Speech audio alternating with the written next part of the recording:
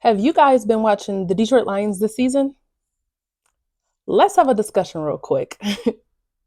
Now, as we're going into the fifth week of NFL football, I've done just a little breakdown of the Detroit Lions season so far. Listen, this is a completely new Detroit team, and I am loving every minute of it. But first, we've got to talk about how Detroit is just destroying Green Bay. This division rivalry is something serious, and if you're not watching, you're missing out. Ever since last year, Detroit has had a different mindset when they've been playing Green Bay. In week 9 of last year, Detroit beat Green Bay 15-9 to get ahead of them in the NFC. And during the playoffs in week 18, they beat them again 2016 to knock Green Bay out of the playoffs. And Green Bay was not happy about that. And remember, this is still when A-Rod was there. Now that A-Rod is gone and Jordan Love is the new starting QB for the Green Bay Packers, Detroit is still dominating Green Bay. As of week 4, Detroit has once again beat Green Bay 34-20, bringing the Lions record to 3-1 and Green Bay to 2-2.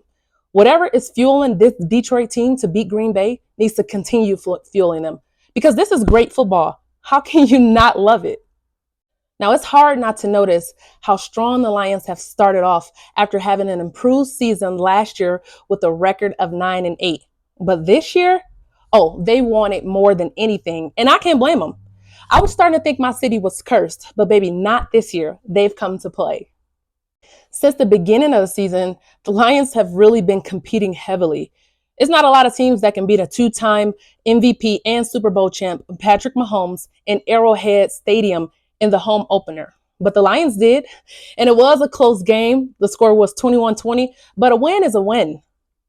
Now, a part of that win could be because Travis Kelce was out with a knee injury, but I guess we'll never know. Now, we did see the Lions fall short to the Seahawks in week 2, losing in overtime with a score of 37-31. Now, the Lions did fight hard, and in overtime, that's always questionable. But they did, however, recover by beating the Falcons 26 the following week at home. Now, I don't know if you guys noticed, but there's definitely something different about this Detroit team. And you know what I think has changed Detroit's curse of winning? 2 words, Jared Goff. Now, to me, Jared Goff is playing the best football in his career right now. It seems like ever since Goff got into Detroit, he's been excelling at keeping Detroit in the competition, especially since he is the one who holds the key to this potent passing attack in Ben Johnson's offense. Now, before I continue into Goff, I've got to give props to head coach Dan Campbell because honestly, he's such a big part of why the Lions are succeeding. Since he's been there, it seems like the change has come from a mentality standpoint and how he's changed the culture with his player coach, hard-nosed mindset, something that was definitely needed on a team like Detroit. So thank you, Dan Campbell. Now back to Goff. So far this season, he has 1,029 passing yards, 6 touchdowns, and 3 interceptions in 4 games. Not only does he have a great O-line that helps him make these plays, but what I really like about Goff is that you can see he's not afraid to use the weapons around him to help contribute to Detroit's success. People like Amon-Ra St. Brown, who's leading the team in receiving yards. David Montgomery, who leads the team in rushing yards. Jahmyr Gibbs, who contributes behind Montgomery. Then you got Josh Reynolds, who's a familiar face from the Rams team that Goff led into the Super Bowl in 2019. You've got Marvin Jones Jr., Khalif Raymond, and tight end Laporta. I mean, he's got a bunch of threats. I don't know about you guys, but Goff just might be the key to winning the NFC this season. And with the defense being on the same page as the offense, it makes a huge impact on the team even better this year.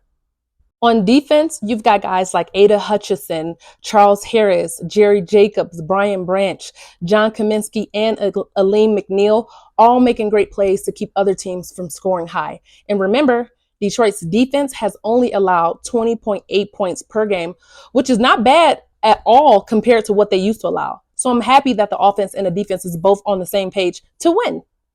Now, one of the best things about this is you can tell that Jared Goff loves playing in Ford Field with the playmakers he has on offense and defense. And honestly, they make Goff look good. Now, when it comes to Goff's strengths, you got to think about it a little bit.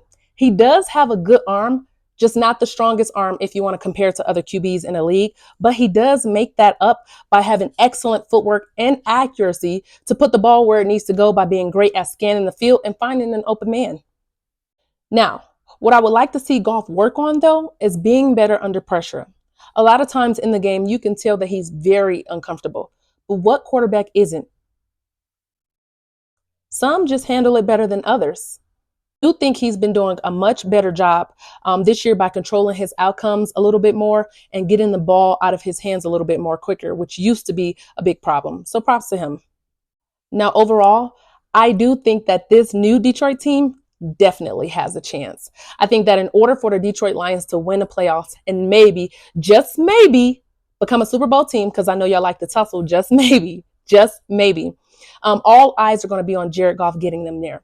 He brought a Super Bowl to LA, so hey, maybe he can bring one to Detroit. I guess we'll just have to wait and see. So stay tuned.